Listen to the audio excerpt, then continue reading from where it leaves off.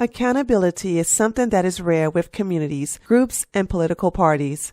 On the left, we have the woke nation of progressives pushing false narratives that will eventually end in disastrous results. For example, politicians like Bernie Sanders and the Squad have pushed for living wages and insist that all businesses increase the minimum wage to $15. Those of us on the right who own businesses and understand basic economics knew that this was a bad idea. So what is happening now?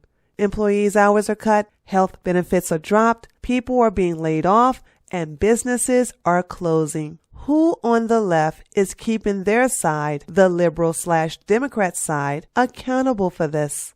Now let's move on to the right. For some reason, conservatives and Republicans are just as blind as liberals. Their hive mind and desperate need for confirmation bias has caused them to ignore dangerous policies pushed by politicians. For example, politicians like President Donald Trump, Dan Crenshaw, along with the moralist manlet Ben Shapiro, support an unconstitutional law known as red flag. Listen to the God Emperor Trump arrogantly support the elimination of due process of American citizens as well as his own fan base in order to promote this unconstitutional bill.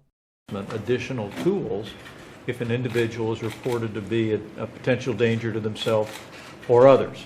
Allow due process so that no one's rights are trampled, but the ability to go to court, obtain an order, and then collect not only the firearms but any weapons in the possession of that individual. Or might take the firearms first and then go to court, because that's another system, because a lot of times by the time you go to court, it takes so long to go to court to get the due process procedures.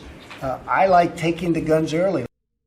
When Robert Francis, a.k.a. Beto O'Rourke, boldly stated that he wanted to take our guns, conservatives and Republicans went for his throat. But when their God Emperor says the same thing, they fall silent. Even the NRA bent the knee to this bullshit. And speaking of the NRA, let's not forget the time when they hired the white supremacist beloved mammy, Candace Owens, to appear on Fox News to revise their history in reference to black Americans. I heard those Democrats, they're not big fans of the NRA. You took a different approach recently as it pertains to and you're a former Democrat. I am. You just joined an organization that starts with N and ends with A. Yes, I absolutely did. I just joined the NRA. I happen to fall into the window of people that knows my history. I'm a black American, and I know that the NRA was started as a civil rights organization, training black Americans to arm themselves and defend themselves against the KKK. So it's incredulous to me that they stand on that platform. I've never heard that before. That's so interesting. It is. Because it never happened, you dumb bitch.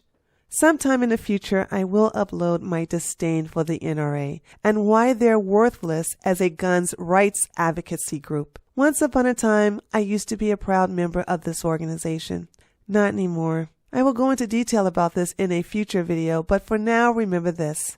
When I create a video and I have the opportunity to expose this bitch for the opportunistic grifter that she is, I will. Her white supremacist fans, along with their boot-licking yes'em Negroes, will get very, very angry when I talk about their gatekeeping queen. This, of course, motivates me to do even more videos about her. Please know that I take great pleasure in your pain, and I will continue to provide the butthurt via videos for years to come. So what say you? Do you hold your own sign accountable for destructive things that they say and do? Or do you stay quiet because you too agree with their madness? Or you're just too much of a spineless coward to stand up for the truth?